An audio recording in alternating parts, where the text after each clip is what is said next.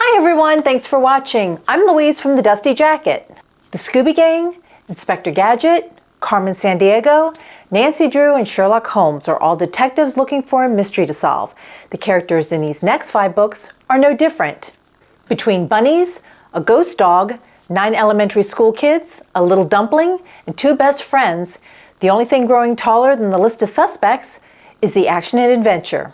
So grab your notebook and dust off your magnifying glass as we dig into 5 mystery books for kids. Let the games begin. Our first book is Mr. and Mrs. Bunny, Detectives Extraordinaire by Polly Horvath, which I rated 4 out of 5 stars and has a recommended reading age of 6 to 10. The summer solstice has arrived and the residents of Hornby Island are preparing for the Festival of Luminara. While Madeline's parents are busy making luminaries, she is getting ready for her school's award ceremony where Prince Charles himself will be handing out the awards. I love the British. All as it should be until Madeline returns home to find a mysterious note on her door stating that her parents have been taken in for questioning and was signed by the enemy. I don't like the sound of that.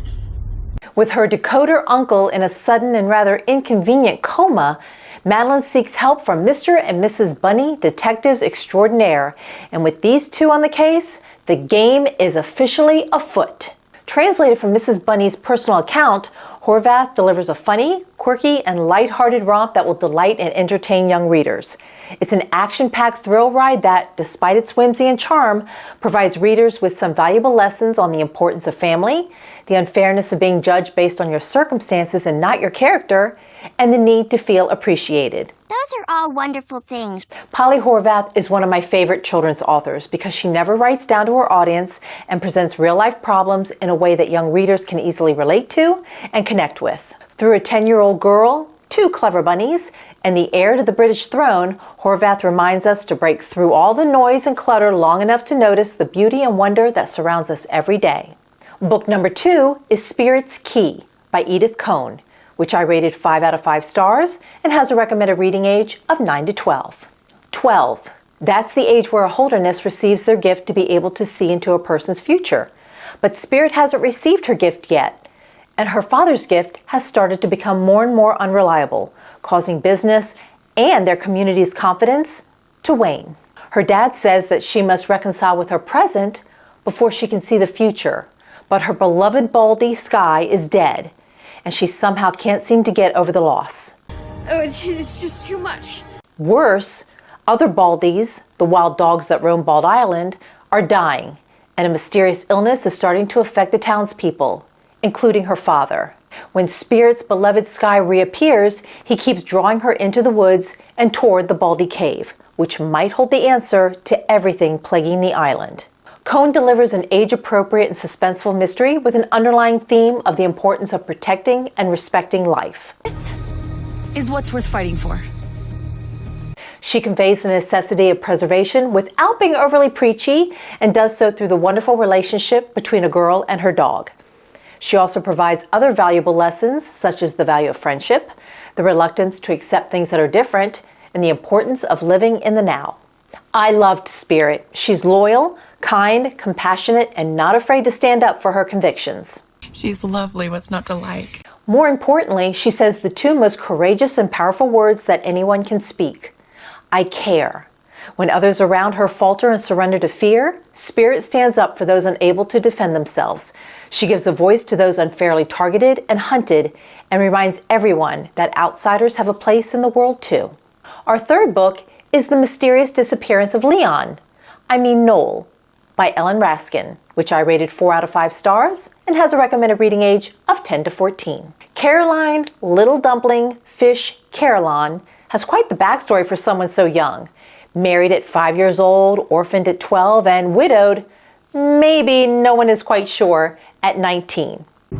Boy, did that blow my mind. Throw in twins, an unfortunate incarceration, a cross-country manhunt, and a watery clue that seems practically unsolvable, and you have a mystery for the ages. With the help of the Glub Blubs, Mrs. Caroline is quite sure that she'll be able to find Noel. She can't even get the names right. This book provides young detectives with plenty of clues while our heroine searches for her lost love. Raskin entertains with page after page of slapstick fun and silly good humor, while encouraging readers to sleuth along with Mrs. Caroline and her twins, Tina and Tony. You need a good laugh.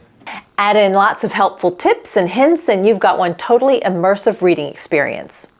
Throughout Raskin's book, Mrs. Caroline is forever searching for what she thought she wanted. Ironically, it was only after she stopped chasing a dream that Mrs. Caroline was finally able to find her heart. Our next book is Somebody on This Bus is Going to Be Famous by J.B. Cheney, which I rated 5 out of 5 stars and has a recommended reading age of 10 to 13. It's the first day of school, and the elementary school bus that serves Hidden Acres subdivision takes an unexpected detour when it turns onto Farm Road 152 and pulls alongside an empty bench. No one was waiting, and no one boarded. Yet day after day, the bus takes the same route to the same empty bench. Would you stop that? You're freaking me out! And then things begin to appear at the stop, things that hold a specific connection to certain kids on the bus. As questions about the mysterious stop lead to events that happened many years ago, unlikely alliances form to reveal answers that will surprise everyone and make somebody on the bus famous.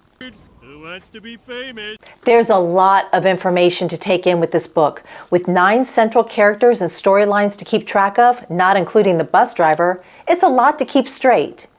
Luckily, Cheney does an excellent job of giving each character their turn in the spotlight as we are introduced to their home life and understand the complex and complicated family issues they are dealing with. This book has age-appropriate content, even with multiple innuendos regarding profanity. However, one character's grandparent is suffering from dementia, so some statements he makes are mildly lewd and inappropriate. Oh, no. Although there are a lot of moving parts to the story, it's a thrilling ride that really picks up speed during the last 50 pages when all the dots begin to connect. The only complaint is at the very end, the author mentions a bonus chapter, which is only accessible through 2 URL links. When I tried to click on both, neither worked. So just be content with the ending the author provides, which is pretty sufficient. And although I won't ever know what came next for our middle schoolers, I'd like to think that they each realize their own value and worth, because to me, that's much better than being famous. Our last book is Smashie McPerter and the Mystery of Room 11 by N. Griffin, which I rated 4 out of 5 stars and has a recommended reading age of 7 to 10. The 3rd grade class in Room 11 at Rebecca Lee Crumpler Elementary School was not having a good day. Between a vain, mean substitute teacher, a missing class hamster, and a nasty, sticky prank, it was enough to make Principal Armstrong simply ill. This cannot be happening right now. On top of that, when Smashie's dislike for Patches the hamster makes her the prime suspect in his disappearance, it's up to her and her best friend Dontel to solve the case, or else Room 11 may never be the same again. It's up to us now. This is a great book that teaches critical thinking and deductive reasoning skills while illustrating the importance of giving someone the benefit of the doubt, how it's possible to do something wrong but for the right reason, and how difficult it is to earn trust while it's very easy to lose it. I also like Smashie and Dontel's friendship. Smashie is reactive, impulsive, and emotional, while Dontel is logical, thoughtful, and realistic, so they balance each other nicely. I think you have a great friendship. Griffin gives readers a fun and entertaining read that shows if you're strong and stand up for what you know is right, everything will work out in the end.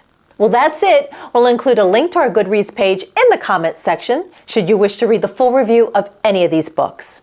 And if you enjoyed this video, please click on the like and subscribe buttons and make sure to hit the bell so that you're notified when new videos become available. Again, thanks for watching, and I look forward to bringing back some old titles so that you can make new memories, because any time is a good time to dust off a new favorite. Keep reading!